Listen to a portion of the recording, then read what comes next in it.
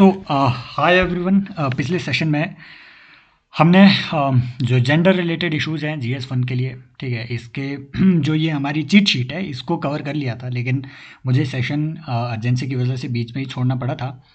तो I hope है ना आपको ये चीज़ें अच्छे से समझ आ चुकी होगी कि ठीक है ना। ये देखिए, ये सारे PYQs हमने देखे थे जो कि इस पर्टिकुलर टॉपिक से आए हुए हैं, role of women and women's organisation. तो है ना, एक बार जा कर के आप इन सारे क्वेश्चंस को अच्छे से पढ़ भी लीजिएगा। ये फैक्ट अच्छे से याद रखना है, क्योंकि जितने भी आपके क्वेश्चन लिखे जाएंगे वो इन्हीं फैक्ट्स का यूज़ करके, इन्हीं केस स्टडीज़ का यूज़ करके, है ना, आपको लिखने हैं। इन्हीं कमिटीज़ का यूज़ करके आपको लिखना है। तो ये एक रैपिड रिवीजन के लिए बनाया गया आपका, है ना। पहले 2 पेजेज हैं, इनका प्रिंट आउट अपने पास रख सकते हैं। अब थोड़ा ब्रॉडली डिस्कस करते हैं कि जो जेंडर इश्यूज है ना, ये किस तरीके से हमारी सोसाइटी को प्लेग कर रहे हैं, इसको थोड़ा ब्रॉडली और डिस्कस करते हैं, right. So this session would be about a broad analysis. और प्रीवियस सेशन जो कि हमने ऑलरेडी रिकॉर्ड करके आपको civilspot.in पे अपलोड, ठीक है, ऑलरेडी हो चुका है, आप जा करके वहाँ पे देख सकते हैं। उस सेशन में हमने रिवीजन ओरिएंटेड जो भी चीज़ें थी, जो रैपिड रिवीजन ओरिएंटेड चीज़ें थी, उसे ऑलरेडी देख लिया है। अब देखिए, सबसे पहले हमें सेक्स और जेंडर के बीच का डिफरेंस जो हमने कल वाले सेशन में भी देखा था वो जानना जरूरी है भाई। सेक्स और जेंडर, खास तौर पे जो रेडिकल फेमिनिस्ट हैं, सिमोना डी बेवियर नाम के, ठीक है, एक फेमिनिस्ट रहे हैं। उन्होंने अपनी एक बुक लिखी है द सेकंड सेक्स। तो उसमें उन्होंने इस बात को अच्छे से डिफरेंशिएट किया है कि भैया सेक्स और जेंडर के बीच एक डिफरेंस है। सेक्स वो है जो नेचुरल है, आप लड़के हैं, आप लड़की हैं, वो सेक्स है, male female intersex. This is your sex, this is natural identity determined by the hormones, this is your sex. But ऐसा हो सकता है कि एक मेल कुछ ऐसे काम को कर रहा हो जो फेमिनाइन काम हो, कंसिडर किया जाता हो सोसाइटी में। ऐसा भी हो सकता है कि एक फीमेल हो जो कि मैस्कुलिन काम को, जिसे कंसिडर किया जाता है कि दिस इज अ मैस्कुलिन, है ना, मैस्कुलिन टाइप ऑफ वर्क।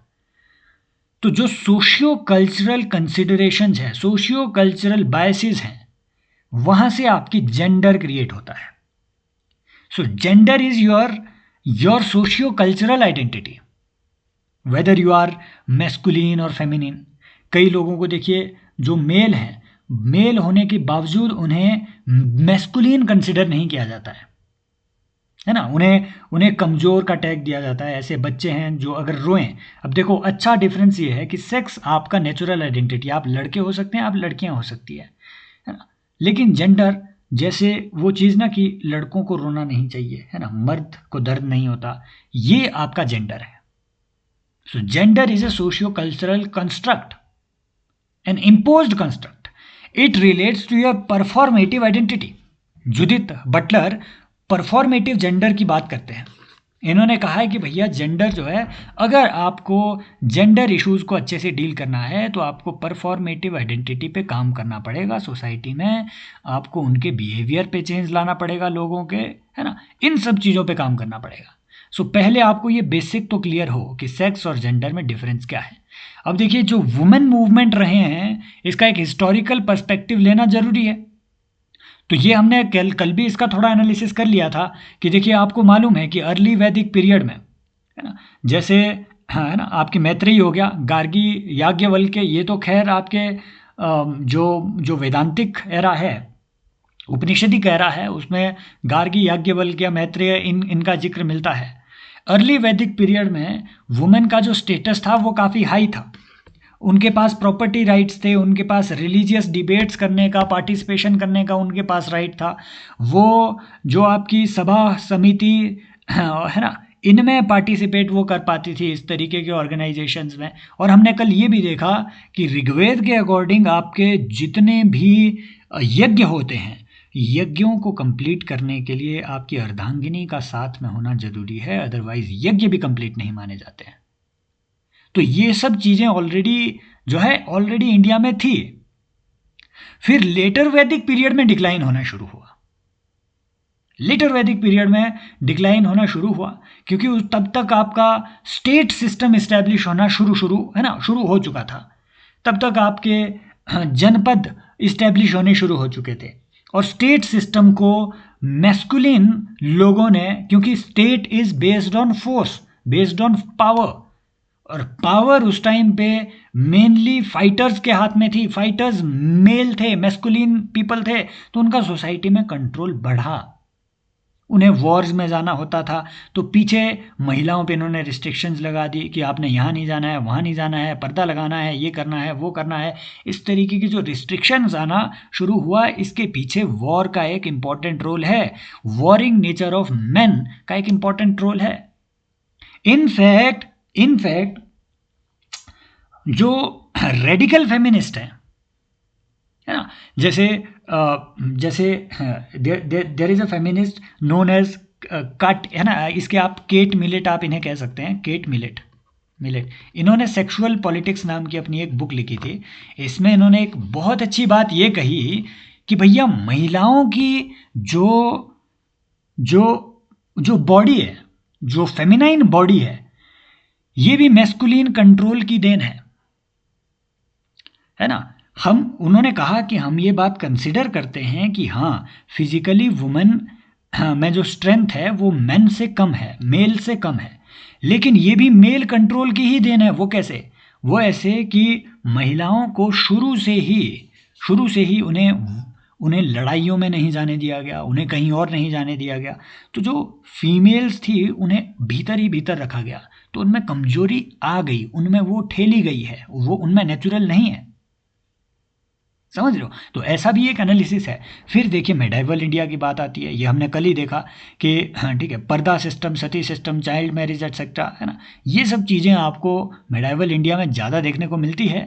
लेकिन कुछ एग्जाम्पल भी है, जैसे रजिया सुल्तान हुए, रानी दुर्गावती वगैरह हो गए, है ना, और चांद बीबी हो गए। फिर भक्ति मूवमेंट में आपके मीराबाई, अक्का महादेवी, इस तरीके की जो महिलाएं हैं उनका इंपॉर्टेंट रोल रहा। भाई सिंपल क्वेश्चन वो अगर पूछना होगा ना, वो आपसे इन्हीं चीज़ों से पूछेगा, इतने में ही आपके आंसर बनेंगे। फिर देखिए कॉलोनियल इंडिया में कैसा वुमेन का रोल और वुमेन मूवमेंट, है ना, किस तरीके का रहा। तो आपको सबसे पहले ध्यान में ये रखना है कि कॉलोनियल टाइम पीरियड में जितने भी आपके सोशल रिफॉर्म मूवमेंट थे, ये शुरुआत में मेल लीडरशिप के अंडर इन्होंने काम किया। ठीक है, फीमेल लीडरशिप नहीं हुई। जैसे राजा राम मोहन रॉय हुआ, है ना, ईश्वर चंद्र विद्यासागर जी हुए, ज्योतिराव फुले हुए, window remarriage act etcetera, window remarriage association etcetera, ये सब चीज़ें जो बनी। तो शुरुआती जो दौर था ये मेल डोमिनेटेड दौर था, जो इंडिया में जो फेमिनिज़म का राइज हुआ। लेकिन फिर धीमे धीमे जो फीमेल लीडरशिप है उसका भी राइज इंडिया में होना शुरू हुआ। जैसे सरला देवी चौधरानी के बारे में आपने, है ना, ये आप जीएस में ऑलरेडी पढ़े हैं। भारत स्त्री महामंडल, वुमेन्स इंडियन एसोसिएशन और इंडियन वुमेन्स कॉन्फ्रेंस एटसेट्रा, ये सब चीज़ें आपकी धीमे धीमे गांधीयन एरा में महिलाओं का पार्टिसिपेशन बढ़ा। और ये GS2 में हिस्ट्री का भी क्वेश्चन बनता है कि analyse the role of women during the Gandhian phase of Indian freedom struggle. तो बस उसमें यही सारे नाम आने हैं, सरोजनी नायडू, कस्तूरबा गांधी, अरुणा आसफ अली, है ना, ये सरला देवी चौधरानी, एनी बेसेंट, ये सब, है ना, मार्गरेट कजन्स, इन्हीं सब का नाम आना है, कंकलता बारवा, इन्हीं सब का नाम आना है उधर। समझ रहे हो? तो फिर देखिए 1931 का कराची सेशन, ये भी हमने कल देखा था कि फंडामेंटल राइट्स, ठीक है, फंडामेंटल राइट्स पे जो रेजोल्यूशन 1931 के कराची सेशन में लाया गया, उसमें equal rights for main and women की बात हुई। इतना ही नहीं, जो 1928 में नेहरू रिपोर्ट लाई गई थी उसमें 18 fundamental rights of the citizen का जिक्र था। उन 18 राइट्स में से एक राइट टू इक्वालिटी भी था, राइट टू इक्वल सफरेज भी था, जो कि दुनिया में उस वक्त यूनिवर्सल एडल्ट सफरेज की बात तब तक पूरी दुनिया में नहीं थी। इंडिया में 1928 में, है ना, इतना पहले, हाँ, जबकि इवन ब्रिटेन, USA, इन्होंने ये धीमे धीमे यूनिवर्सल एडल्ट सफरेज की तरफ अभी बढ़ रहे थे, है ना। लेकिन उस वक्त इंडिया में ऑलरेडी यूनिवर्सल एडल्ट सफरेज को इंडियंस ने अडॉप्ट कर रखा था। फिर phases of women movement in India, ये फेजेस हम ऑलरेडी पढ़ चुके हैं। शुरुआती फेज था सोशल रिफॉर्म मूवमेंट, है ना, ये 19th सेंचुरी में। आई थिंक ये सब चीज़ें हम पिछले वाले सेशन में, कल वाले सेशन में ऑलरेडी देख चुके हैं, है ना। ये सब चीज़ें, क्योंकि देखो कल मुझे अर्जेंसी में चीज़ें बंद करनी पड़ी, कुछ अर्जेंट वो चीज़ हो गई थी, है ना। अब आई थिंक ये हमने ऑलरेडी देख चुके हैं, तो इसे हम फिर से, है ना, ये फिर से कवर करने की कोई ज़रूरत नहीं है जितना मुझे याद आ रहा है, क्योंकि हम ऑलरेडी देख चुके हैं कि फर्स्ट फेज़ में ये था, है ना, सेकंड फेज़ में ये सब चीज़ें आपकी हुई। हाँ, स्टेट लेड जो स्टेट फेमिनिज्म था, हम हाँ कल हम हिंदू कोड बिल्स, इन सब चीज़ों को देख चुके हैं। फिर टुवर्ड्स इक्वालिटी रिपोर्ट, इसका क्या रोल था, मथुरा कस्टोडियल रेप केस, हाँ ये सब चीज़ें हम ऑलरेडी देखे हुए हैं। तो आप पिछले कल वाला सेशन वो एक बार जा करके देख लीजिए, है ना। ये पीडीएफ मैंने टेलीग्राम ग्रुप में भी शेयर की हुई है। अगर मैं ये यूट्यूब में अपलोड कर रहा हूँ तो जा करके टेलीग्राम में आप ये पीडीएफ एक्सेस कर सकते हैं। और अगर आपके नोट्स ऐसे नहीं बने हैं मेंस के लिए भाई, तो you are maybe you are not on a good track. क्योंकि देखो इस नोट्स में, इन सारे नोट्स में आपके कंटेंट जो है बहुत स्पेसिफिक है ना, बहुत ज़्यादा वाइड नहीं है, छोटे, हाँ आपको, है ना, ऐसा नहीं है कि 25-30 पेजेस के आपकी ये पूरी शीट्स हैं, नहीं, हार्डली आपके 9-10 पेजेस के पूरे एनालिसिस है, और उसमें भी रिवीजन के लिए अलग से आपको ऊपर बनाया हुआ है कि आप क्विक रिवीजन, क्विक ग्लांस कर पाएँ। तो इस तरीके से आपको जो है चीज़ें बनानी है। तो अगर आप यूट्यूब में देख रहे हैं तो भाई ये हमारा एक्चुअल में एक कोर्स होता है, ठीक है, ये हमारा एक्चुअल में एक कोर्स है, लाइव आंसर राइटिंग का कोर्स है। civilspot.in पे जाकर के आप इसमें एनरोल कर सकते हैं। लाइव मेंस एनरिचमेंट प्रोग्राम है ये, इसमें आप डेली लाइव आंसर राइटिंग करते हैं, है ना, डेली उसका लाइव इवेल्युएशन भी होता है ना। ये चीज़ आपको कहीं इंडस्ट्री में प्रॉमिस नहीं की जा रही है भाई, मैं ये लिख के देता हूँ, कोई आपका लाइव इवेल्युएशन ऐसे नहीं कर रहा है। आप यूट्यूब चैनल में नीचे जा करके देखिए, मैंने सैम्पल सेशंस डाले हुए हैं। Live 1-on-1 face to face interaction में आपको बताया जाता है कि किस तरीके से आपको अपने आंसर को बेटर करना है, प्रेजेंटेशन को बेटर करना है, या फिर बाकी चीज़ों को। फिर ऐसा ही नहीं है कि सिर्फ आंसर राइटिंग हो, और ऐसा भी नहीं है कि आपको क्वेश्चन ठेले जाएँ और ऊपर से उसके आंसर बस एक सैम्पल आंसर शीट दी जाए, नहीं, वो कन्वेंशनल चीज़ नहीं है। बजाय इसके डेली रिकॉर्डेड सेशंस आपको कंटेंट, एनरिच्ड कंटेंट के मिलेंगे। नॉर्मल कंटेंट नहीं है ये एनरिच्ड कंटेंट है भाई साहब। ऐसी हैं चीज़ें हैं इसमें आपको, जो ये चीज़ आप ज़रूर देखेंगे कि ये चीज़ें आपको दूसरी जगह कहीं नहीं मिलेंगी जो आप यहाँ पे स्टडी कर रहे हैं। तो definitely you can consider joining it, ठीक है। अब देखिए एक यूपीएससी का ही ये पीवाईक्यू है कि what are continued challenges of women in India. तो यहाँ ब्रॉड चैलेंजेज है जिनका आप कहीं पे भी यूज़ कर सकते हैं, कोई भी women related, GS1 GS2 GS3, ये सारे पॉइंट्स आप उसमें यूज़ कर सकते हैं। जैसे लो रिप्रेजेंटेशन इन लेजिस्लेचर, पता नहीं अनंत बार हम कह चुके हैं कि इंडिया में जो अभी 18th लोकसभा है उसमें सिर्फ 14% वुमेन एमपीज़ हैं, है ना, और इनकी पॉपुलेशन 48.5% है वुमेन की, बावजूद इसके सिर्फ 14% वुमेन रिप्रेजेंटेशन है। सिर्फ 44% के आसपास जो है आपके वुमेन रिप्रेजेंटेशन पंचायतों में है। खैर पंचायतों में रिप्रेजेंटेशन फिर भी अच्छा है, बावजूद इसके एक इम्पॉर्टेंट जो पॉलिटिकल मिस रिप्रेजेंटेशन हम इसे कहेंगे, वो है प्रॉक्सी रिप्रेजेंटेशन का सिस्टम, है ना। उसे आप कहते हैं सरपंच पति का सिस्टम, कि भैया आपकी जो फीमेल है, भले ही वो सरपंच हो, लेकिन सारा काम कौन कर रहा है, उसका हस्बैंड। फिर देखिए डिलेड इम्प्लीमेंटेशन ऑफ लॉ है। फॉर एग्जांपल 33% रिजर्वेशन हमने दिया, महिलाओं को दिया 2023 में, लेकिन इसका इम्प्लीमेंटेशन डिलेड है। ये डिलिमिटेशन के बाद इसका इम्प्लीमेंटेशन होगा। तो we are basically delaying the women empowerment, है ना। इसी वजह से जो हमारी रैंक है, ठीक है, जेंडर गैप रिपोर्ट में वो इतनी लो है, 131 रैंक है इंडिया की 2025 वाले में। और जेंडर गैप रिपोर्ट का मानना है कि भैया इंडिया में जितना जेंडर गैप है 200 साल लग जाएंगे उस जेंडर गैप की पूर्ति करने में, समझ रहे हो। फिर वुमेन के जो वोटर टर्नआउट है ये 65% के आसपास है, लेकिन ठीक है 65% के आसपास वोटर टर्नआउट होना ठीक है, क्योंकि ओवरऑल 67% ही है ना, तो ये नॉर्मल ही है। लेकिन भाई कैंडिडेट्सी इनकी सिर्फ 9% के आसपास की है, तो कैंडिडेट्स वुमेन बहुत कम थे, है ना। और इंडिया में आज के दौर में एक भी नेशनल पॉलिटिकल पार्टी नहीं है, एक भी नेशनल पॉलिटिकल पार्टी नहीं है जो वुमेन ने लीड करती हो, समझ रहे हो। देन फाइनेंशियल बैरियर्स की ये बात देखी गई है कि जो सक्सेस रेट है वुमेन का, जिनके पास 1 करोड़ रुपए से कम प्रॉपर्टी रही हो, है ना, किसी भी इलेक्शन में, तो वो 1.5% है। समझ रहे हो? दैट मीन्स वुमेन अगर रिप्रेजेंटेड है भी तो वो रिच एलिट क्लास की है। तो जो वो क्वेश्चन यूपीएससी ने पहले पूछा था ना भाई, इन्हीं चीज़ों का यूज आपने करना है, यहाँ कुछ भी बेकार चीज़ आपको नहीं है। जो आपसे वो क्वेश्चन पूछा हुआ था 2015 या 16 में कि 16-18 में कि women movement in India has not addressed the issues of women of lower social strata, तो इसका क्या आंसर आना था इसमें? ये बात इसलिए है ना, ये बात भी आनी थी कि भैया लोअर स्ट्रेटा को वो इसलिए एड्रेस नहीं कर पाए हैं क्योंकि इवन जो वुमेन रिप्रेजेंटेड भी हैं उन 14% में भी मेनली एलीट क्लास की रिच वुमेन रिप्रेजेंटेड है। तो पुअर वुमेन इसमें भी उनका कुछ बेनिफिट नहीं हो रहा है। Women face online abuse and harassment है ना ड्यूरिंग इलेक्शंस, ये इनका पॉलिटिकल है ना वो है। फिर देखिए प्रॉक्सी रिप्रेजेंटेशन का सिस्टम, प्रॉक्सी कैंडिडेट्स, सरपंच पति, पंचायत पति, ये जो सिस्टम है इससे भी वुमेन एम्पावरमेंट को एक गहरा धक्का लगता है।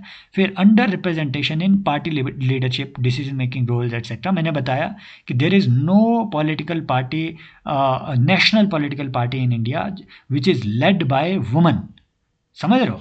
फिर अगली बात, एक और बात कि इंडिया में अभी हाई कोर्ट सिर्फ 9% हाई कोर्ट जजेज है जो वुमेन है, और सुप्रीम कोर्ट में आज के दौर में सिर्फ 2 वुमेन जजेज हैं, है ना, सिर्फ 2, 34 में से 2 वुमेन जजेज हैं। ये हालत है जुडिशरी की, जो कि लेक्चर करते हैं हमें कि है ना ये करो वो करो वो करो। भाई इन्हें ये नहीं दिखता क्या कि अगर आप वुमेन एम्पावरमेंट लाना चाह रहे हैं, कोई जजमेंट अगर देना चाह रहे हैं तो अपने में ही देख लो, अपने अंदर ही झांक लो, 2 वुमेन जजेज है। अब ये बहाना court, specially supreme court in India, ये बहाना भी नहीं मार सकती है ना। ये क्वेश्चन एक्चुअल में पूछा गया है एक x chief justice of India से, जबकि वो सिटिंग चीफ जस्टिस से, उनसे पत्रकार ने ये सवाल पूछा, सिटिंग चीफ जस्टिस थे वो उस वक्त, और हाँ ठीक है, वो फिर घर भी नहीं छोड़े अपना रिटायर होकर के। उनसे एक बार ये पूछा गया कि भैया आप जो है जुडिशरी में इतने रिफॉर्म की बात कर रहे हैं, लेकिन अभी तक महिला सिर्फ 2 जज आज के दौर में अभी, और आज तक एक भी महिला चीफ जस्टिस ऑफ इंडिया नहीं बनी है। हमारी महिला प्रधानमंत्री बनी है, 2 महिला राष्ट्रपति बनी है, अब तक एक भी महिला चीफ जस्टिस ऑफ इंडिया नहीं बन पाई है, ऐसा क्यों? तो जी वो ex chief justice of India का उस पर रिप्लाई आता है कि a lot of it has to do with the trend of judicial profession in India. वो क्या मानते हैं कि लगभग आज के दौर में जो जजेज हैं वो 1990s के दौर के लॉयर रहे हैं, ठीक है, और उस वक्त जो लॉयर्स थे वो मेनली मेल थे, क्योंकि फीमेल्स वगैरह उस वक्त लॉ का प्रोफेशन उतना एडॉप्ट नहीं करती थी। ये भी बात ठीक है, उनकी सही बात है। तो क्योंकि उस वक्त लॉ में उनकी पार्टिसिपेशन ही लीगल प्रोफेशन में कम थी, तो आज अभी के दौर में जो जजेज हैं, वुमेन जजेज हैं, वो भी कम है। अब ये बात यहाँ तक लॉजिकल लगती है, यहाँ तक लॉजिकल लगती है तब तक जब तक कि किसी ने कॉन्स्टिट्यूशन को ध्यान से ना पढ़ा हो। क्यों? क्योंकि भाई साहब कॉन्स्टिट्यूशन के अकॉर्डिंग हाई कोर्ट का लॉ है ना, हाई कोर्ट का जज बनने के लिए आपको लॉयर होना पड़ेगा, मतलब डायरेक्टली नहीं इनडायरेक्टली वहाँ पे ये प्रोविज़न है ना एक। लेकिन सुप्रीम कोर्ट का जज बनने के लिए लॉयर या फिर लीगल स्टडीज से रिलेटेड होना एसेंशियल नहीं है। एक आदमी, कोई आम आदमी को भी सुप्रीम कोर्ट का जज बनाया जा सकता है, प्रोवाइडेड वो प्रेसिडेंट की नज़र में एक डिस्टिंग्विश्ड ज्यूरिस्ट हो। और ऐसा हुआ है, देश के एक former chief justice of India रहे हैं जिनका लीगल प्रोफेशन से कुछ लेना देना नहीं था। समझ रहे हो? सर्च करो उनका नाम, कमेंट सेक्शन में डालो फिर, है ना। तो ये सब चीज़ें ऑलरेडी इंडिया में चल रही है ना।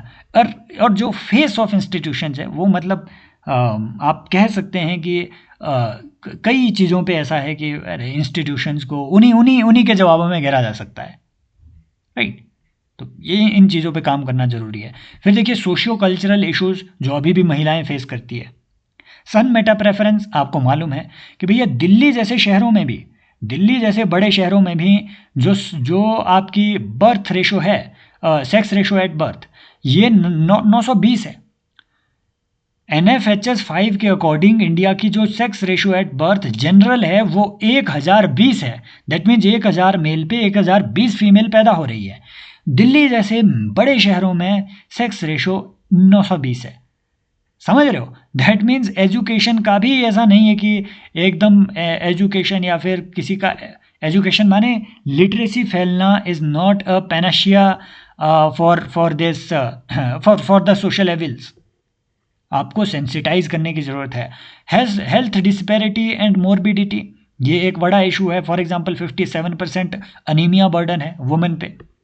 Burden of unpaired care work, हमने ये बात देखी है कि वुमेन जो है 289 जो अभी का लेटेस्ट टाइम यूज सर्वे है, अराउंड 290 मिनट पर डे जो है अनपेड केयर वर्क में वुमेन डालती है, और मेल सिर्फ और सिर्फ 52 मिनट के आसपास, 1 घंटे से भी कम डालते हैं। फिर क्राइम्स अगेंस्ट वुमेन 12% के आसपास है ना। इसमें तो आप कई चीज़ें लिख सकते हैं। डोमेस्टिक क्राइम्स है वुमेन के अगेंस्ट लगभग, है ना, एनसीआरबी के अकॉर्डिंग जो रिकॉर्डेड केसेस है 30% महिलाएं जो है कंट्री में वो स्पाउजल वायलेंस को फेस करती है। 18.6% वुमेन जो है वो सिर्फ इतनी वुमेन के पास किसी ना किसी तरीके की वोकेशनल ट्रेनिंग है, सिर्फ इतनी परसेंट वुमेन के पास। और फिर मार्जिनलाइज्ड वुमेन जो है ये इंटरसेक्शनल, अब ये इंटरसेक्शनैलिटी क्या है ये पिछले सेशन में आप देख लो, किम्बरले क्रैनशॉ का जो कॉन्सेप्ट है। इंटरसेक्शनैलिटी मीन्स कि there are certain categories of women जो दलित भी है, महिलाएं भी है, गरीब भी है। दैट मीन्स उनका अलग अलग तरीके से डिसएडवांटेजेस उनको फेस करनी पड़ रही है, different different types of disadvantage simultaneously. This is known as intersectionality of disadvantage. फिर देखिए पैट्रियार्कल मोबिलिटी रिस्ट्रिक्शन एटसेट्रा, ये जो चीज़ें हैं ये सोशियो कल्चरल रिस्ट्रिक्शंस है।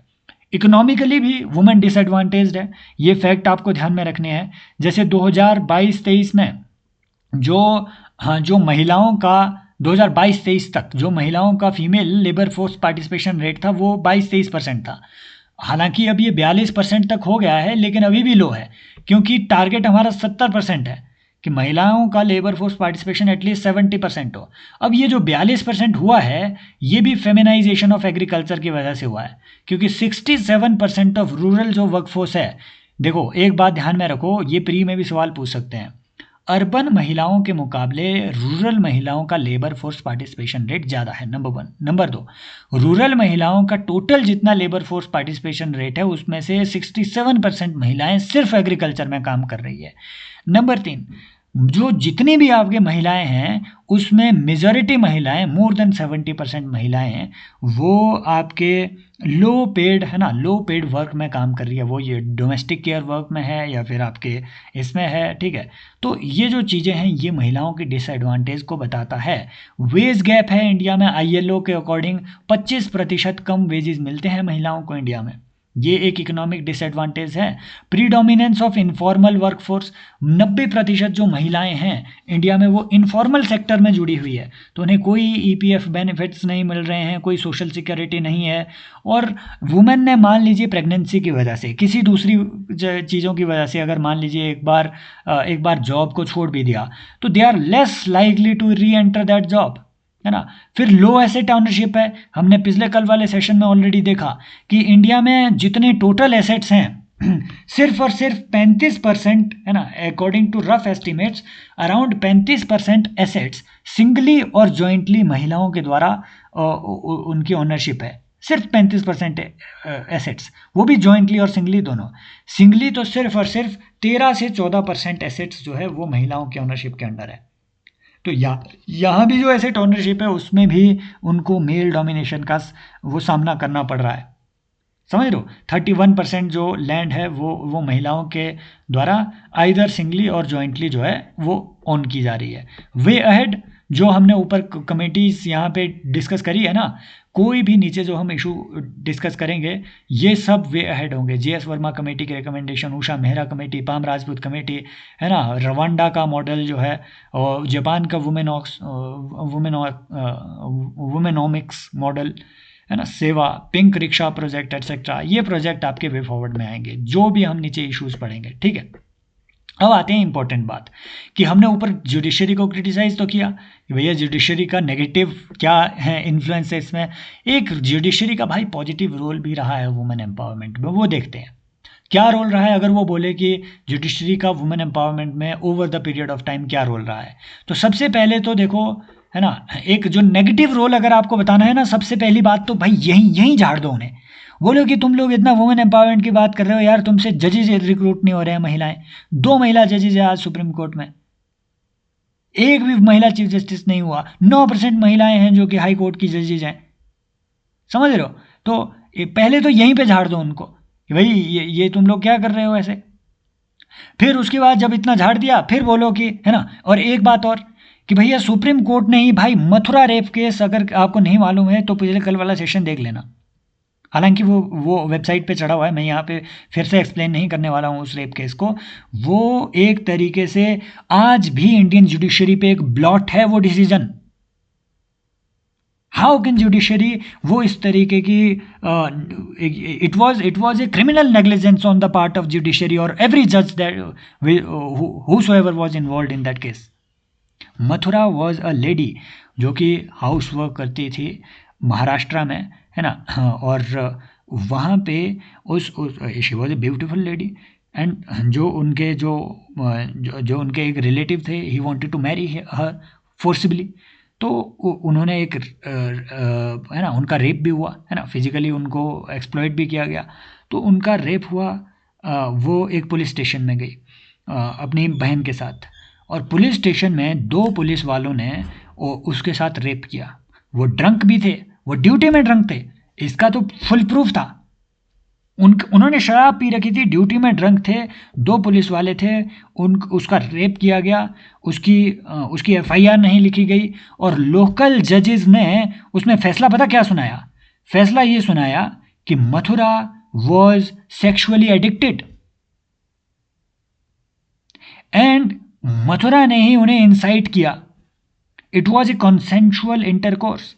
पहली बात उस जज से ये पूछो कि थाने के अंदर कंसेंशुअल इंटरकोर्स करने का क्या इजाज़त है पुलिस वालों पे? उन्हें बाइज्जत बरी कर दिया गया था लोकल अदालत में। क्या उन्हें थाने के अंदर मान लो कंसेंशुअल भी हुआ, वहाँ पे सेक्सुअल इंटरकोर्स करने की इजाज़त है? नंबर 1। नंबर 2, दारू पी करके थाने के अंदर बैठने की इजाज़त है? नंबर 2। नंबर 3, भले ही वो कंसेंशुअल हो, भले ही किसी ने अपना वो, हाँ ठीक है, कंसेंट दिया हो, बावजूद इसके क्या उनको वो प्रोसीड करना चाहिए था? है ना, नंबर 3।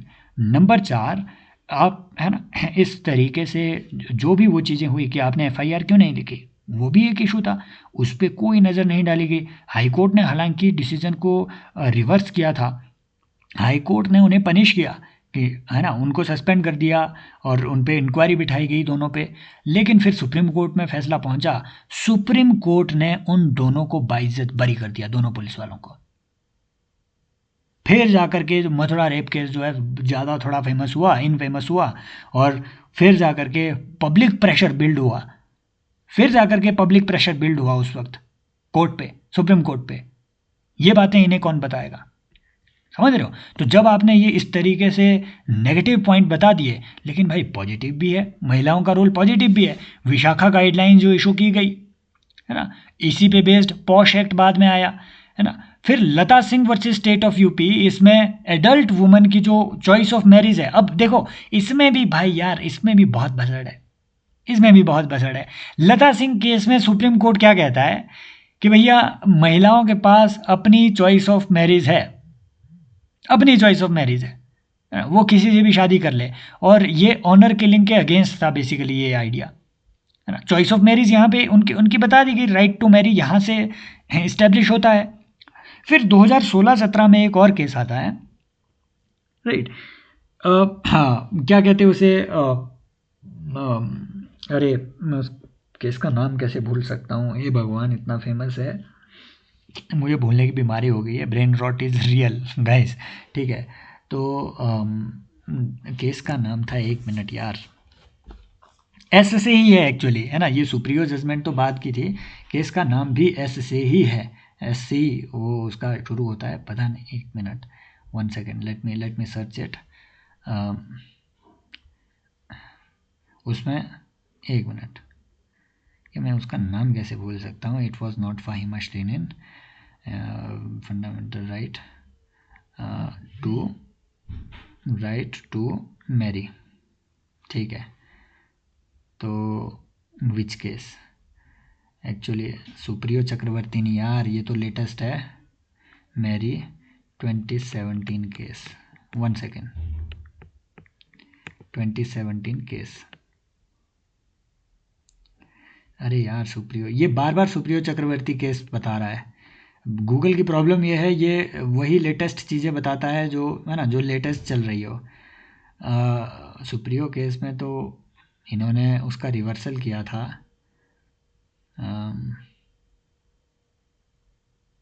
अरे भाई,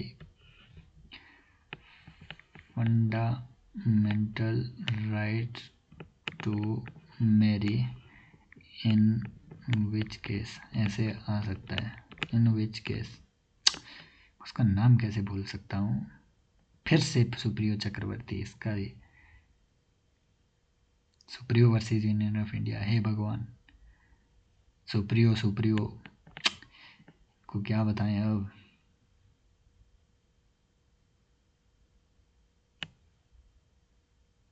ठीक है, एक मिनट। जस्टिस नरसिम्हा, आम आदमी पार्टी, सुप्रियो भारतीय जनता पार्टी, ये क्या चल रहा है यार। यहाँ ऐसे करते हैं, सुप्रियो केस रिवर्स्ड विच डिसीजन, इतने में तो मैं ध्यान लगा के याद ही कर लेता। नॉट रिवर्स्ड, अच्छा मैं आपको बताऊंगा, है ना, किसी को याद आए यार, मैं उसका नाम कैसे भूल सकता हूँ, ऐसे ही नाम है उसका भी।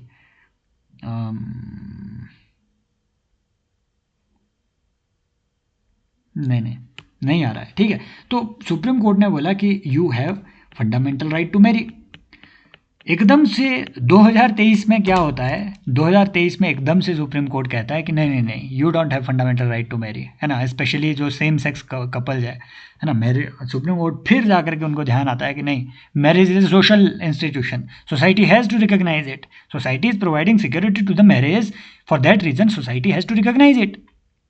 तो you don't have fundamental right to marry, it is right of the society whether to recognize your marriage और not, thereafter you can claim the security of the marriage. समझ रहे हो। तो ये था सुप्रियो जजमेंट में। फिर शायरा बानो केस आया, इसमें तो खैर ट्रिपल तलाक को बैन किया गया। Joseph Shine versus Union of India, इसमें एडल्ट्री लॉ। अब अगेन ये है ना, इसका फेमिनिज्म से लेना देना क्या है। आप एक बात समझो, एडल्ट्री मेल भी करते हैं, फीमेल भी करते हैं, है ना, हाँ एडल्ट्री। अब एक बात कभी समझो, जितने भी फेमिनिस्ट हैं वो इसे अपहोल्ड करते हैं कि भैया इसमें सेक्सुअल फ्रीडम को आपके रिकॉग्नाइज किया गया। समझ रहे हो। अब इसमें फेमिनिज्म से क्या लेना देना, मुझे ये समझ नहीं आता है क्योंकि ये तो जेंडर न्यूट्रल, जो भी स्ट्राइक डाउन हुआ ये जेंडर न्यूट्रल स्ट्राइक डाउन हुआ है। समझ रहे हो। और then within marriage you, देखो सीधी बात ये है कि आपको जब भी कोई, है ना, कोई चीज़ ऐसी हो, for example marriage is an institution of trust, and trust does not come with the comfort, it comes with compromises. You have to compromise with a degree of freedom जो आपको दी गई है, तब जाकर के ट्रस्ट बिल्ड होगा। You cannot have a contract of trust, at the same time you cannot breach that trust by being in relationship with the other person। Adultery को आपने डिक्रिमिनलाइज किया, समझ रहे हो। तो ये भी एक एंगल है, इससे you are basically destroying the institution of marriage. This is, है ना, this can be, this judgement actually needs to be questioned again. Personally I don't feel that I am in favour of such judgement. ये पहले शादी तोड़ो, तलाक ले लो, उसके बाद किसी के साथ लगो, या शादी ही मत करो, लगते ही रहो किसी के साथ है ना, बीच में करने की क्या वो है।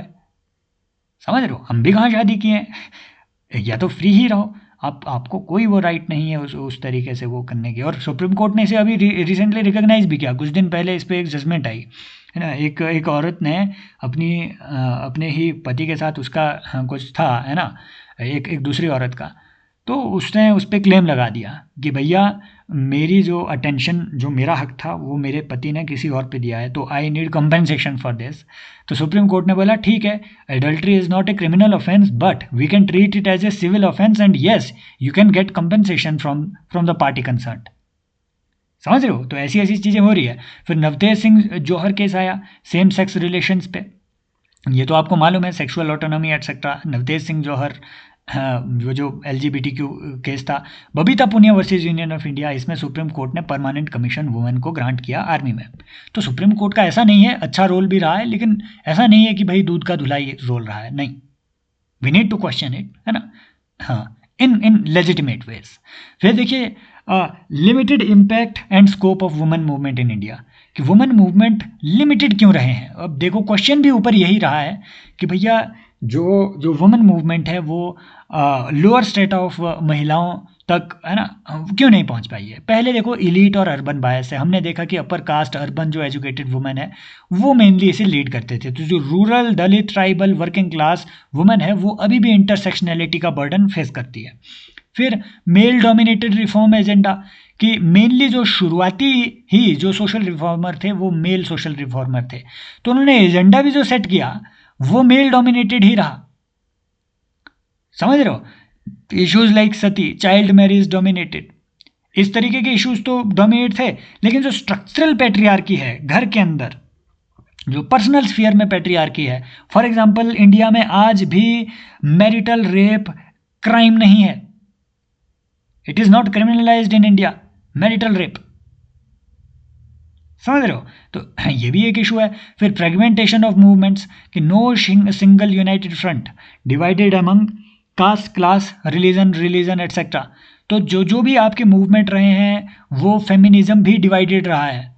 अर्बन फेमिनिज्म अलग से था, digital feminism, me too movement, Pinjra Tod movement, ये करो मूवमेंट, वो करो मूवमेंट, ये अलग ही चला।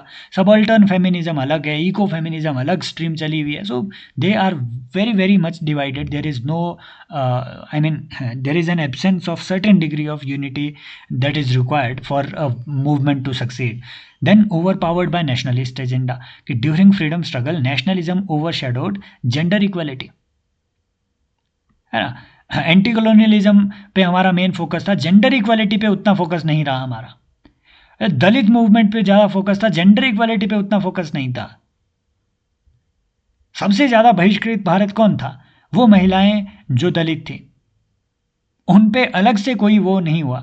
फिर देखिए स्टेट सेंट्रिक लीगलिस्टिक अप्रोच, कि हमने लॉ दे दिए उनको, है ना, लॉ दे दिए कि ये लो अपना पॉश एक्ट पकड़ो, ये अपना डोमेस्टिक वायलेंस, है ना, prohibition of domestic violence act पकड़ो, हिंदू सक्सेशन एक्ट पकड़ो, ले लो, लॉ ले लो। लेकिन बावजूद इसके हिंदू सक्सेशन एक्ट होने के बावजूद सिर्फ 31% महिलाएं जो हो लैंड ओनरशिप अभी रखती हैं। दैट मीन्स लॉ तो हमने दे दिया, आगे उनको ना तो उनकी अवेयरनेस है ना उसकी अच्छी इम्प्लीमेंटेशन है। Patriarchal resistance in social norms, है ना। For example Hindu code bills जो लाए जाने की कोशिश की, इसका फियर्स जो है अपोजिशन देखने को मिला। और महाराष्ट्र से ही मेरे कुछ स्टूडेंट हैं, आपके जो महाराष्ट्र के ही कुछ लीडर थे, है ना, उस वक्त इंडियन नेशनल कांग्रेस के, उन्होंने इसको सबसे ज़्यादा अपोज किया, हिंदू कोड बिल, है ना। फिर देखिए वीक इंस्टीट्यूशनल सपोर्ट भी, फंडिंग, लीडरशिप, पॉलिटिकल बैकिंग, है ना, जुडिशरी, ब्यूरोक्रेसी एटसेट्रा, इनकी काफ़ी वीक सपोर्ट इसमें रही है। दूसरी बात कि भैया हमारा मेन फोकस क्या है? प्रोटेक्शन। मेन फोकस लॉज का भी क्या है अभी तक? प्रोटेक्शन। पॉश एक्ट बना है प्रोटेक्शन के लिए, protection of women from sexual harassment at work place act. Main काम क्या है? प्रोटेक्शन, कि भैया इनको बचाओ।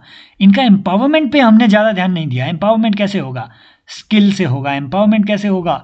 उनको इकोनॉमिकली एम्पावर करने से, micro credit, micro finance. There is no statutory guarantee of micro finance to women और anybody. There should be another right to micro finance actually, है ना, there should be particular right ही दे दो यार।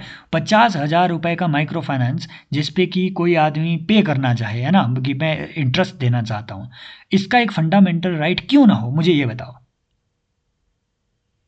Right, there should be a fundamental right of this sort. आज के दौर में जब हम we have grown so much as an economy, तो उस इकोनॉमी को डाइवर्सिफाई करने और मोर इक्विटेबल बनाने के लिए माइक्रो फाइनेंस, जो कि एक एंटी पॉवर्टी पिल, वैक्सीन के तौर पे काम कर सकती है, इस पे एक स्टैट्यूटरी गारंटी क्यों ना हो।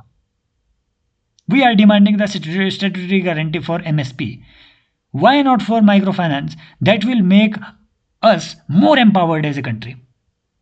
Then globalization and new challenges, ये सब चीज़ें कि इकोनॉमिक लिबरलाइजेशन की वजह से भाई marital rape, sexual harassment, work place पे सेक्सुअल हरासमेंट, ये सब चीज़ें बढ़ी है ना। वर्क प्लेस पे हरासमेंट ग्लोबलाइजेशन की वजह से, वो कैसे आगे हम देखेंगे, ग्लोबलाइजेशन का इम्पैक्ट अलग से। फिर देखो रोल ऑफ वुमेन ग्रुप्स, ये है मेन क्वेश्चन, ये इस पे बार बार सवाल पूछता है कि वुमेन ग्रुप्स का क्या रोल रहा है उनके लिए। तो ये सब चीज़ें कि भैया पॉलिटिकल एम्पावरमेंट में कैसा रोल रहा है। जैसे वुमेन ग्रुप्स ने एडल्ट सफरेज के लिए, जैसे वुमेन इंडियन एसोसिएशन ने यूनिवर्सल एडल्ट सफरेज के लिए हमेशा डिमांड रखी। फिर पंचायती राज में रिजर्वेशन के लिए डिमांड्स उठी, 33% रिजर्वेशन ऑफ वुमेन के लिए, उसके लिए डिमांड उठी, है ना। फॉर एग्जांपल इसके लिए मैंने आपको कल बताया, यहाँ कुछ एक ऑर्गेनाइजेशन, कुछ एक ग्रुप यहाँ लिखो, जैसे लीगल राइट एडवोकेसी के लिए लॉयर्स कलेक्टिव करके एक ग्रुप है। तो ये एक ग्रुप है लॉयर्स कलेक्टिव इंडिया में। तो इन्होंने पीआईएल्स वगैरह डाली, जो भी महिलाओं से रिलेटेड पीआईएल्स है, जेंडर इशू से रिलेटेड पीआईएल्स है, इन्हें ज़्यादा से ज़्यादा डाला। एक मूवमेंट है ही फॉर शी मूवमेंट, तो ये भी इसी तरीके का एक मूवमेंट है। एक मावा करके ऑर्गेनाइजेशन है, मावा कि भैया मेन का एक इम्पॉर्टेंट रोल है वुमेन एम्पावरमेंट में। मावा एक ऐसी ऑर्गेनाइजेशन है कि main against violence and abuse, इसका है ना, मावा इंडिया फाउंडेशन है ये। तो मावा ऑर्गेनाइजेशन, मेल जो लोग हैं वो महिलाओं के राइट के लिए फाइट करते हैं इसके तहत।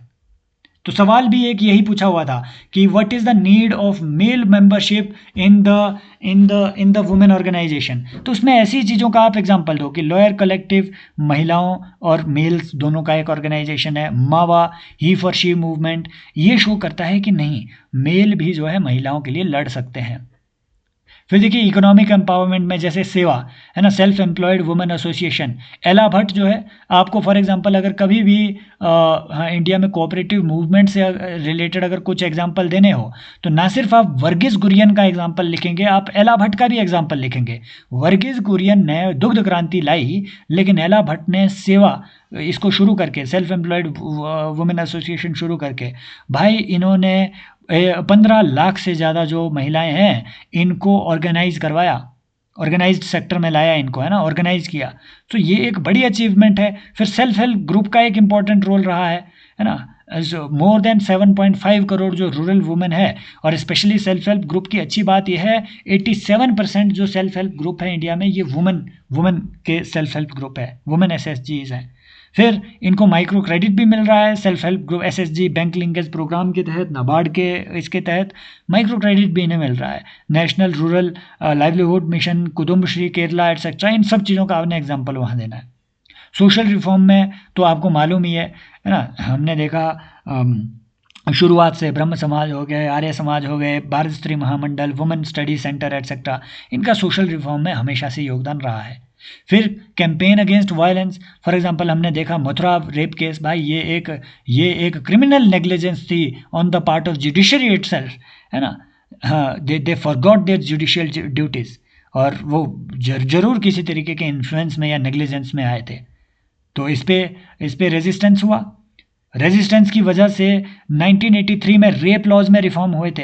वो रिफॉर्म क्या थे, 1983 में ये अज्यूम किया गया कि अगर महिला कह रही है कि मेरे साथ सेक्सुअल हरासमेंट हुई है, तो अज्यूम किया जाएगा जुडिशरी के द्वारा कि सच में हुई है। इसे कहते हैं, है ना, प्रिजम्पशन।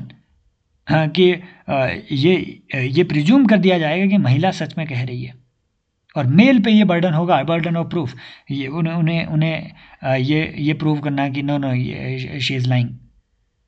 ट्रैफिकिंग, ऑनर किलिंग के खिलाफ इन पे बड़ी सारी महिलाओं ने, है ना, जैसे सखी एनजीओ हो गया, है ना, All India Democratic Women's Association हो गया, इन सब इस तरह है ना, जगोरी हो गया, आपकी पिंक पिंक गैंग है ना, वो जो मूवी आई थी ना एक, पिंक गैंग क्या थी वो, तो इस तरीके की जो ऑर्गेनाइजेशंस थी उनका एक इंपॉर्टेंट रोल रहा है। बीजिंग डिक्लेरेशन है ना 1995 की आपको कोट करनी है, कन्वेंशन ऑन ये वुमेन से रिलेटेड सीडो, ये जो कन्वेंशन है इसका आपने जिक्र करना है कि ग्लोबल लेवल पे भी महिलाओं की जो ग्रुपिंग है। अब देखो, अगर आपसे सीधी बात, अगर वो आपसे ये भी पूछे कि एनजीओज का क्या रोल रहा है वुमेन एम्पावरमेंट में, तो आंसर यही आएगा। अगर आपसे ये भी पूछे कि एनजीओज का जो भी इंडिया में सबल्टन सेक्शंस है या दबे कुचले वर्ग हैं उनके एम्पावरमेंट में क्या रोल रहा है, तो भी उसमें आधा आंसर यही आएगा, आधा कुछ और डाल देना, दलित दुलित का है ना रेफरेंस। समझ रहे हो मेरी बात को? तो सेम चीज़ें आपको रिपीट होते हुए देखने को मिलेगी अपने आंसर्स में। फिर डेमोग्राफिक स्टेबिलिटी में वुमेन का क्या रोल है, ये पीवाईक्यू है यूपीएससी का कि भैया वुमेन एजुकेशन आपके पॉपुलेशन कंट्रोल के लिए ज़रूरी है, ऐसा क्यों?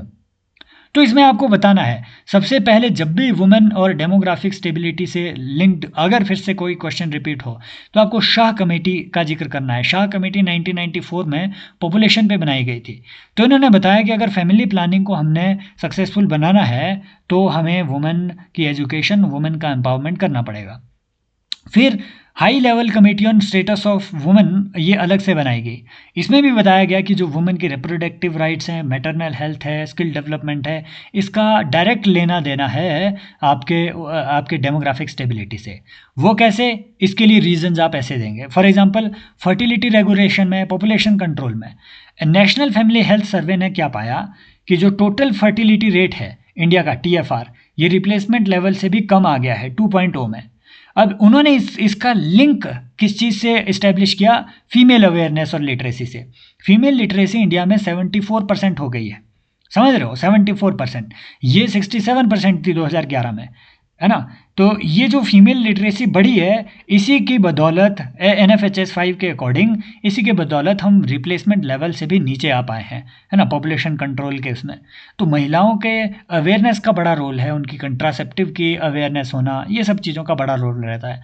फिर maternal and child care health, इस पे भी एक इम्पैक्ट रहता है कि वुमेन जितनी ज़्यादा एजुकेटेड होगी तो वो अपने बच्चे का अपना उतना अच्छे से ध्यान रख पाएगी। सेक्स रेशो बेटर होगी। वाई? क्योंकि वुमेन की अवेयरनेस और एम्पावर्ड वुमेन जो है वो अबॉर्शन कभी नहीं चाहेगी, है ना, नॉर्मली नहीं चाहती है एक वुमेन, उनको फोर्स किया जाता है, या उनकी बहू, उनकी सासों के द्वारा, है ना, उनके इन लॉज के द्वारा, या उसके अपने पति के द्वारा। तो सेक्स सिलेक्शन जो है ये भी रिड्यूस होगा। इंटर जनरेशनल इफेक्ट रहता है। फॉर एग्जाम्पल, एक वुमेन अगर एजुकेटेड है तो उसके बच्चे की न्यूट्रिशन, स्कूलिंग, हेल्थ, जेन जी महिलाओं से तो मुझे लेना है, मुझे कुछ एक्सपेक्टेड नहीं है। मुझे लगता है इनके बच्चे डस्टबिनों में मिलेंगे, ये मैं लिख के देता हूँ, कोई लेना देना नहीं है इनका, है ना। इन कल्चर ही ऐसा है, कहीं पे भी जाके कुछ भी ये, वो कुछ भी लेना देना नहीं है। खैर छोड़ो, बेटर बीइंग मिसोजिनिस्ट। फिर देखिए, delayed marriage and child bearing. एक बात ये देखी गई है कि जितना वुमेन का एजुकेशन बढ़ेगा, है ना, जैसे पहले वुमेन की जो मेन एज थी मैरिज की, वो वो 17 साल थी, 18 से भी कम की मीन मीन मैरिज एज आपकी, आई थिंक 2010 के आसपास जो है इतनी कम थी, 18 से भी कम। जैसे ही वुमेन की एजुकेशन बढ़ी, वोकेशनल एक्टिविटी उनकी बढ़ी, तो भैया 22 साल के आसपास जो है आजकल मीन मीन जो आपकी मैरिज एज है। तो इससे क्या होता है कि जैसे आपका मैरिज एज बढ़ेगा, एवरेज मैरिज एज जैसे ही इंक्रीज होगा, तो महिलाएं उस पर्टिकुलर ड्यूरेशन में self sufficient, self sustaining, strong independent women बन पाएगी, क्योंकि वो वोकेशनल एक्टिविटी में इन्वॉल्व होगी। फिर देखिए, आपके जेंडर इक्वालिटी, सोशल स्टेबिलिटी भी आएगी। वो कैसे? मोर स्टेबल, मोर इक्विटेबल आपकी सोसाइटी क्रिएट आप कर पाएंगे, समझ रहे हो, क्योंकि उसमें जेंडर वायलेंस कम होगा, वुमेन की एजुकेशन से डॉरी डेथ्स कम होंगी, ऑनर किलिंग कम होगी, तो उससे एक इक्विटेबल सोसाइटी आप क्रिएट कर पाएंगे। फिर एक बड़ा चैलेंज है ग्लोबलाइजेशन। हर चीज़ के लिए ग्लोबलाइजेशन को आपको लिंक करना ही है। Globalisation and health, globalisation and education, globalisation and women. तो इसके पॉजिटिव नेगेटिव दोनों इफेक्ट पड़े हैं, है ना। और ये यूपीएससी का पीवाईक्यू भी है। पॉजिटिव इम्पैक्ट क्या है भाई? इकोनॉमिक की अपॉर्चुनिटी बढ़ी है। आप आजकल आप देख रहे हैं बीपीओज में ज़्यादा महिलाएं काम कर रही है, आईटी में, रिटेल में महिलाओं के लिए इकोनॉमिक अपॉर्चुनिटी बढ़ी है ना। आप वर्क फ्रॉम होम कर रहे हैं, गिग इकोनॉमी में इनके लिए इंपॉर्टेंट रोल है है ना। फिर है ना, अगर वो आपसे ये भी पूछे कि गिग इकोनॉमी से वुमेन का कैसे है ना पॉजिटिव और नेगेटिव इम्पैक्ट कैसे पड़ा है, तो उसमें यही आएगा। ये सेम पॉइंट है, सेम पॉइंट आप कहीं पे भी डाल दो इन सब चीज़ों में। फॉर एग्जांपल मैं बताऊं, ये तो आएगा ही आएगा गिग इकोनॉमी में। ये भी आएगा कि employment in export industry, for example Bangladesh, Vietnam etcetera, वो महिलाओं को एम्प्लॉय करती है गिग रोल्स में, है ना।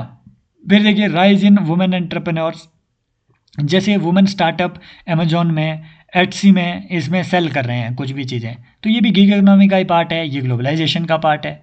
एक्सेस टू माइक्रो फाइनेंस, कि ग्लोबल एनजीओज हो गए, जैसे ग्रामीण बैंक जो बांग्लादेश का है, उन्होंने माइक्रो फाइनेंस महिलाओं को प्रोवाइड किया, स्पेशली महिलाओं को प्रोवाइड किया, है ना। वुमेनोमिक्स की जो पॉलिसी जापान की थी, वो भी इसी तरीके की पॉलिसी थी।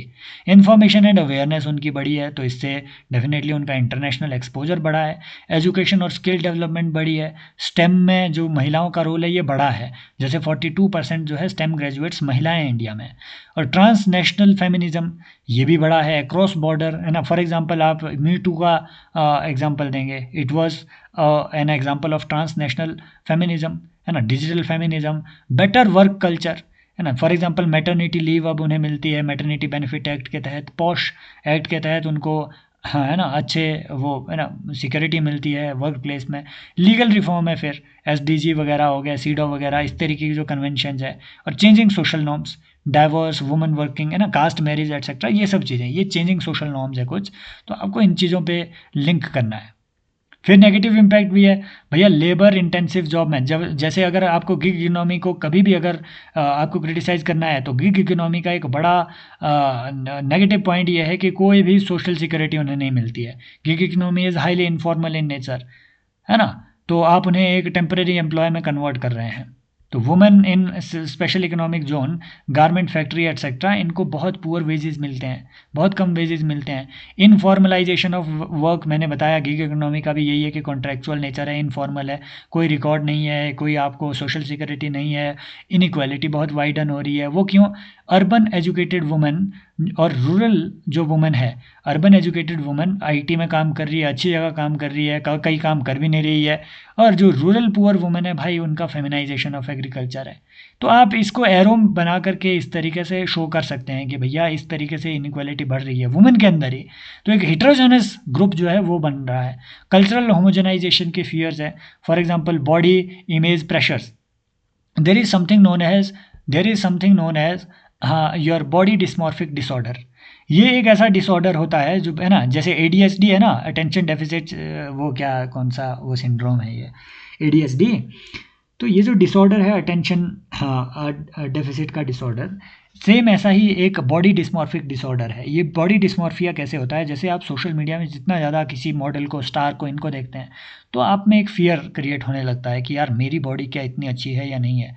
बॉडी डिस्मॉर्फिया इसी वजह से, आपका माइंड बार बार आप अपने माइंड को कह रहे हैं कि आपकी बॉडी अच्छी नहीं है, तो इससे साइकोलॉजिकल डिसऑर्डर क्रिएट हो रहा है, बॉडी में भी डिसऑर्डर क्रिएट हो रहे हैं, हार्मोनल डिसऑर्डर क्रिएट हो रहे हैं। ये सब चीज़ें कल्चरल होमोजेनाइजेशन का वो इफ़ेक्ट है ना। आप मान बैठे बैठे हैं कि एक गोरी, पतली, कर्वी बॉडी एक बेहतर बॉडी होगी, तो ये भी ग्लोबलाइजेशन का एक नेगेटिव इम्पैक्ट है। Sexual harassment, unsafe work place, आप इसमें इलॉन मस्क का वो दे दो यार एग्जांपल, कितने रेप के तो चार्जेज है उस आदमी पे, है ना। आप उसे आइडियलाइज कर रहे होते हैं, इन सब पे रेप के चार्जेस, जितने बिग टेक कंपनीज के सीईओज हैं, all of them are facing rape charges, all of them are facing murder charges.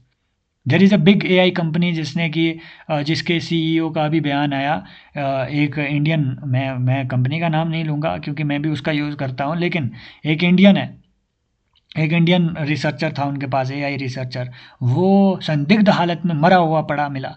उसका सीईओ बार बार ये एम्फेसाइज करने की कोशिश कर रहा है कि नहीं ये एक मर्डर नहीं, ये एक सुसाइड है, बट वो इलॉन मस्क ने भी बोला कि it is highly likelihood that it was a murder. क्यों? क्योंकि वो उस कंपनी के अंदर के कुछ राज बताना चाह रहा था, उसने बताए भी, है ना, कुछ चीज़ें उन्होंने एक्सपोज करी भी, फिर वो कंपनी को छोड़ के कहीं जाना चाहता था सिर्फ एआई मोनोपोली इस्टेब्लिश करने के लिए। भाई they have become so nasty just to establish their monopoly that they are killing the people and you people are idealizing them कि वाओ व्हाट अ पर्सन, है ना। तो वो नहीं है। डबल बर्डन जो है, एक्चुअल में ट्रिपल बर्डन है महिलाओं पे। वर्क प्लेस का स्ट्रेस है, हाउस होल्ड रिस्पॉन्सिबिलिटी है, सोशल रिस्पॉन्सिबिलिटीज़ है। है ना। डिजिटल डिवाइड, सिर्फ 33% महिलाएं जो है वो इंटरनेट यूज़र हैं इंडिया में।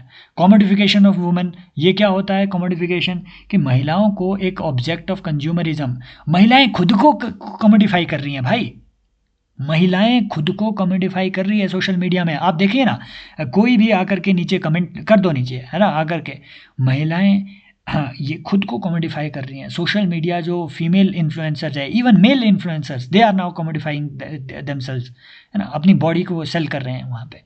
ये क्या दिखाता है, जब भी आप अपनी बॉडी को एक्सपोज कर रहे हैं, कोई बात नहीं, आप एक्सपोज करो, मेरे मेरे करके आप कुछ भी कर लो, है ना। अब पहनो ही मत कपड़े, नंगे ही घूम लो भले ही, वो उसका भी कोई वो नहीं है। लेकिन जब आप इस तरीके की चीज़ करते हैं अटेंशन गेन करने के लिए कि you will wear the clothes, भाई कपड़े बनाने में इंसानों को 3 लाख साल लगे हुए हैं, एकदम से आप उन्हें अबंडन करे जा रहे हैं सिर्फ फैशन के चक्कर में, वो वेस्टर्न फैशन नहीं। दूसरी बात ये, जब आप ये दिखाते हैं कि हाँ मेरी बॉडी के पार्ट, मेरी टांगें, मेरे मेरे बाल, ये सब चीज़ें, खुली चीज़ें, ये देख कर के मेरी फॉलोअरशिप बढ़े, आप दुनिया को ये बता रहे हो कि मेरे पास आपको सेल करने के लिए मेरी बॉडी के सिवाय और कुछ नहीं है, दिखाने के लिए मेरी बॉडी के सिवाय कुछ नहीं है, समझ रहे हो। सो आप अपने आप को ही डिग्रेड कर रहे हो। You have only a physical self, not an intellectual self और नॉट ए ग्रेटर सेल्फ। और इस चीज़ को बहुत अप्रिशिएट किया जा रहा है। ब्रांड जो है वो उनको अप्रोच करते हैं कि मैम मैम मैम हमें एडवर्टीज़ कीजिए, है ना। This is all the nasty stuff that is going on. Job displacement, migration, vulnerability, फलाना ढिमकाना ऑलरेडी यहाँ पे पढ़ा हुआ है, जा करके पढ़ लो। फिर कुछ लीगल रेमेडी आपको पता होनी चाहिए। वो आपसे सवाल ये भी पूछ सकते हैं कि व्हाट आर डिफरेंट लॉज जो कि इंडिया में बने हुए हैं। तो देखो, इक्वल रेम्यूनरेशन एक्ट जो है आपको ध्यान में रखना है, जो कोड ऑन वेजेस में आजकल अब सब्ज्यूम भी हो गया है, तो इसमें इक्वल पे की बात हुई है महिलाओं के लिए। फिर नारी शक्ति वंदन अधिनियम, 33% women reservation after after the, है ना, अपकमिंग डिलिमिटेशन, तो 15 साल के लिए उनको ये रिजर्वेशन दिया गया है। हिंदू सक्सेशन अमेंडमेंट एक्ट 2005 में, इसकी स्टोरी मैंने पिछले कल आपको बता दी ऑलरेडी, इनहेरिटेंस की क्या स्टोरी है इसमें, है ना, जो राकेश शर्मा केस एटसेट्रा है, वो पिछले कल मैंने बता दिए थे। मैटरनिटी बेनिफिट एक्ट है, तो 26 वीक की जो पेड लीव है और क्रैशी फैसिलिटी है, ये पहले 2 जो आपकी बर्थ है उसमें आपको मिलती है। फिर पर्सनल फैमिली लॉज वगैरह, जैसे child marriage, prohibition of child marriage act India में लाए गए हैं, है ना। और अभी तो डिबेट चल रही है, जो जय जेटली कमेटी है इन्होंने रिकमेंड भी किया है कि 18 से 21 साल कर दो महिलाओं की जो मैरिज एज है, मैरिज एज पैरिटी इंडिया में लाई जाए। फिर medical termination of pregnancy act, MTP act, ये क्या कहते हैं कि जो अबॉर्शन राइट्स हैं ये 24 वीक तक है अंडर सर्टेन कंडीशन। 20 वीक तक तो आप जो है एक जो सिर्फ एक मेडिकल प्रैक्टिशनर, मतलब मान लो 20 वीक्स हो गए कंसेप्शन के, तो उसके बाद 20 वीक के अंदर तक सिर्फ एक मेडिकल प्रैक्टिशनर के रिकमेंडेशन पे भी आप अबॉर्शन कर सकते हैं। 20 से 24 वीक्स के बीच, मतलब ये जो 4 वीक्स हैं, है ना, जबकि एक बच्चा लगभग तैयार हो गया है आपके पेट में, इमरजेंसी कंडीशंस में आप जो है 24 वीक्स में भी 2 मेडिकल प्रैक्टिशनर, आई थिंक ऐसा कुछ है, या फिर जो स्टेट का जो मेडिकल बोर्ड है उसके रिकमेंडेशन पे आप वो चीज़ें कर सकते हैं, है ना, अबॉर्शन कर सकते हैं। फिर डोमेस्टिक वायलेंस एक्ट है, जो कि एक तरीके से डोमेस्टिक वायलेंस से डील करता है, किसी भी तरीके का, जो सेक्सुअल हो, ओरल हो, किसी भी तरीके का वायलेंस हो, उसको ये डील करता है। फिर पॉश एक्ट है ना, इसके प्रोविज़न अभी हम आगे देखेंगे, है ना, पॉश एक्ट के पॉजिटिव नेगेटिव। फिर देखिए क्रिमिनल लॉज भी कुछ लाए गए हैं, for example immoral trafficking act है ना, तो जो भी सेक्स ट्रैफिकिंग वगैरह इसको बैन वो करता है। Indecent representation of women act, कि आप वुमेन को जो है मीडिया में ऑब्जेक्शनेबल जो है उस तरीके से पोर्ट्रे नहीं कर सकते हैं, इनडिसेंट तरीके से आप पोर्ट्रे नहीं कर सकते हैं किसी भी महिला को। एंड इनफैक्ट सुप्रीम कोर्ट की एक कहना ये भी है, कोई भी रेप विक्टिम हो उसका नाम नहीं लिया जाएगा। फिर क्रिमिनल लॉ अमेंडमेंट एक्ट लाया, इसमें भी जो रेप के लॉज हैं उसको स्ट्रेंथन किया गया, है ना। जो भी पॉक्सो एक्ट है उसमें भी अमेंडमेंट लाया गया। उस वक्त तो पॉक्सो में भी जो कुछ धाराएं हैं उन्हें और स्ट्रिंजेंट किया गया। 16 से 18 साल के बच्चे को भी जो है फांसी का प्रोविज़न दिया गया, है ना। उससे पहले उसे एक माइनर कंसिडर किया जाता था, लेकिन जो भी हीनस सेक्सुअल क्राइम है उस रेफरेंस में 16 से 18 साल के बीच के बच्चे को भी एज एन एडल्ट ट्राई किया जाएगा। ऐसी जो चीज़ें हैं वो लाई गई है उसमें, है ना। ये मेंस का स्टफ़ है बेसिकली, तो इसमें इसके डीपर एस्पेक्ट को जानने की ज़रूरत नहीं है, पता होना चाहिए कि ये लॉज है। फिर असेसमेंट ऑफ पॉश एक्ट, ये ज़रूरी है। इस पे आप GS2 में एक क्वेश्चन एक्सपेक्ट कर सकते हैं। पॉजिटिव क्या है prevention of sexual harassment of women at work place act के, कि लीगल रिकग्निशन मिला है भाई वो वर्क प्लेस हरासमेंट को, है ना, लीगल रिकग्निशन मिला है वर्क प्लेस हरासमेंट को, पहला।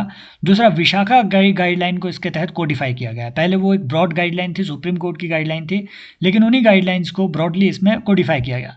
फिर देखिए इसमें प्रिवेंटिव अप्रोच भी है, रिड्रेसल की अप्रोच भी है ना। ये प्रिवेंटिव अप्रोच कैसे, इस एक्ट के तहत अवेयरनेस प्रोग्राम्स की का जिक्र है कि भैया वुमेन के राइट्स, सेक्सुअल राइट्स या फिर पॉश एक्ट के प्रोविजन के रिगार्डिंग जो है अवेयरनेस फैलानी है ना। रिड्रेसल का अप्रोच क्या है कि जो इंटरनल कंप्लेंट कमेटी है ना, वो हर एक ऑर्गेनाइजेशन जिसमें 10 लोग से ज़्यादा काम करते हैं उनमें एक इंटरनल कंप्लेंट कमेटी बननी चाहिए, जिसमें वुमेन का नेसेसरी रिप्रेजेंटेशन हो और वहाँ पे महिला जाए और बोले कि हमारे साथ वर्क प्लेस पे सेक्सुअल हरासमेंट हुआ है।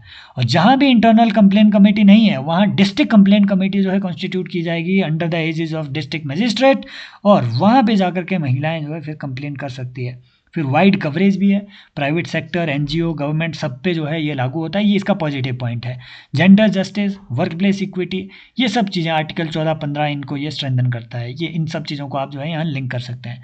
Recognition of third party harassment also, कि जो आउटसाइडर्स, एक अच्छी बात यह है यहाँ से वो प्री में भी स्टेटमेंट बना सकता है। पॉश एक्ट के तहत ना सिर्फ वर्क प्लेस में काम करने वाले कुलीग को कवर किया गया है, बल्कि अगर सेक्सुअल हरासमेंट आउटसाइडर्स ने भी की है उसे भी यहाँ कवर किया गया है। और वुमेन के जो लेबर फोर्स पार्टिसिपेशन है इसे बूस्ट वो जरूर करता है। एग्जाम्पल आप क्या देंगे कि भैया 2013 से पहले 16-17% जो है लेबर फोर्स पार्टिसिपेशन था वुमेन का, अब वही फीमेल LFPR जो है ये बढ़ करके 41% हुआ है। लेकिन इसके नेगेटिव भी है, फॉर एग्जांपल पुअर इम्प्लीमेंटेशन, जैसे मैनी ऑर्गेनाइजेशन जिनके पास इंटरनल कंप्लेंट कमेटी है ही नहीं। फिक्की की जो रिपोर्ट है ये कहते हैं कि 65% जो कंपनीज़ हैं यहीं पे जो है ICC जो है वो क्रिएट की गई है ना, एलिजिबल कंपनियों में।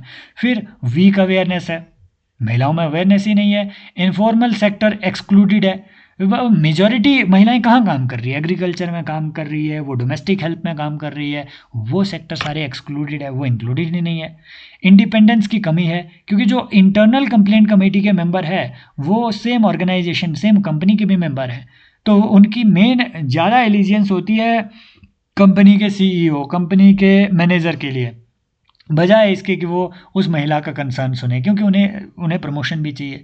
फियर ऑफ रिटेलिएशन, विक्टिम जो है हमेशा, महिला जो विक्टिम है वो अवॉइड करती है इस तरीके की चीज़ों को रेज करना। क्यों?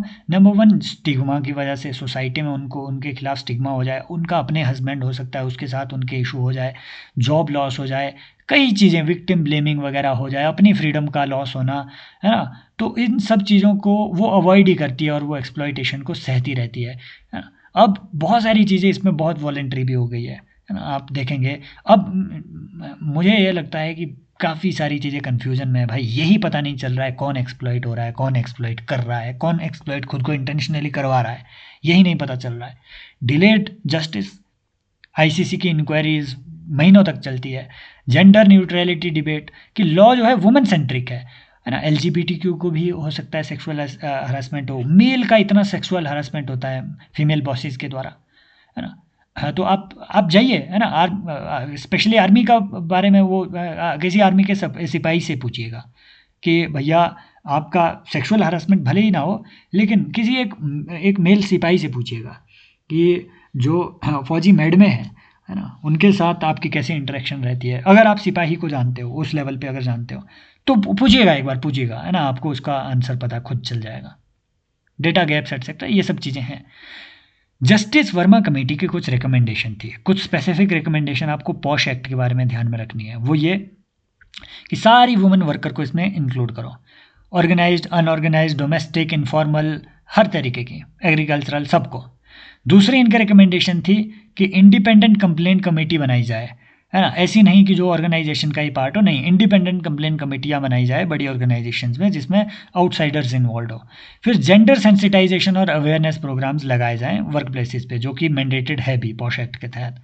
फिर अदर रिकमेंडेशन कुछ है इंपॉर्टेंट, वो ये कि भैया रेप को आपको रीडिफाइन करना पड़ेगा। ब्रॉड डेफिनेशन दो। इसमें ओरल रेप, एनल रेप, है ना, डिजिटल रेप ये इसका बड़ा इशू आ रहा है। जैसे हम मेटावर्स की तरफ बढ़ रहे हैं, मेटावर्स में डिजिटल आइडेंटिटी का भी रेप हो रहा है। आपने देखा होगा 2021-22 में एक ऐसा केस आया था, तो है ना, डिजिटल आइडेंटिटी का एक का रेप हो गया था and she was experiencing the similar circumstances. अब पता नहीं ये चीज़ें कैसी होती है। एनहांस्ड पनिशमेंट्स कि लाइफ इम्प्रिजनमेंट फॉर रेप जो है लाई जाए।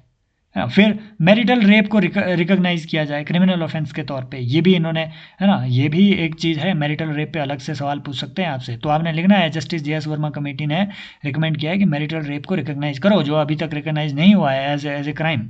स्टॉकिंग, एसिड अटैक, इन सब चीज़ों को भी बैन करने की ज़रूरत है। जेंडर सेंसिटाइजेशन ऑफ पुलिस, ये इन्होंने रिकमेंड किया। फास्ट ट्रैक कोर्ट बनने चाहिए सेक्सुअल वायलेंस के केसेस से डील करने के लिए, ना सिर्फ इंटरनल कंप्लेंट कमेटी हो। इलेक्टोरल रिफॉर्म लाया जाए, भैया वो सारे जितने भी कैंडिडेट हैं जिन पे सीरियस क्रिमिनल चार्जेस लगे हैं क्राइम अगेंस्ट वुमेन के, उनको इलेक्टोरल उनको उनको उन पे बार लगाए जाए, वो कंटेस्ट भी ना कर पाए। फिर आर्म्ड फोर्सेस, स्पेशली इन्होंने आफ्सपा, है ना, आर्म्ड फोर्सेस के द्वारा जो सेक्सुअल असॉल्ट्स कमिट किए जाते हैं उस पे ये चीज़ उन्होंने बोली कि जो Armed Forces Special Powers Act है, इस एक्ट को रिव्यू कीजिए। Sexual offences by armed personnel should not require government sanction for prosecution. अगर सेक्सुअल ऑफेंसेस का केस बनाना है तो भैया ज़रूरी नहीं है कि गवर्नमेंट का उसके लिए आप कंसेंट लो। तो ये भी, जब मान लो अगर आपको आफ्सपा रिफॉर्म पे लिखना पड़े तो आप जे एस वर्मा कमेटी लिखेंगे, GS2 में भी। इलेक्टोरल रिफॉर्म में लिखना पड़े आप जे एस वर्मा कमेटी भी लिखेंगे। मैरिटल रेप पे क्वेश्चन बने, जे एस वर्मा कमेटी लिखेंगे। इसीलिए मैंने कहा कि यहाँ जो है ओवरलैपिंग कंटेंट आपको मिलेगा, जो आप कहीं पे भी बहुत ही लिबरल तरीके से यूज़ कर सकते हैं। तो अगर आपको ये चीज़ ज्वाइन करनी है, आपको जो है यहाँ रेडीमेड कंक्लूजन है, रट लेना, ये चीज़ ज्वाइन करनी है भाई, तो यू आर मोस्ट वेलकम। बहुत लोग नहीं ज्वाइन किए हैं, बहुत कम लोग हैं, है ना, जो कि इस लाइव आंसर राइटिंग में और इस कोर्स में। देखो ये वीडियो है पेड कोर्स की, एक वीडियो है जो आपको सैम्पल वीडियो मिलेगी, ऐसा ही है बहुत ही high quality rich content and rich content अगर आपको देखना है, साथ में लाइव आंसर राइटिंग भी डेली करनी है, उसे डेली इवेलुएट करना है, तो आप जा करके ज्वाइन कर सकते हैं। civilspot.in पे लॉगिन कीजिए। Thank you so much, as always love you all. और आपको मिल जाएगी कमेंट सेक्शन में लिंक टेलीग्राम चैनल की। Bye bye.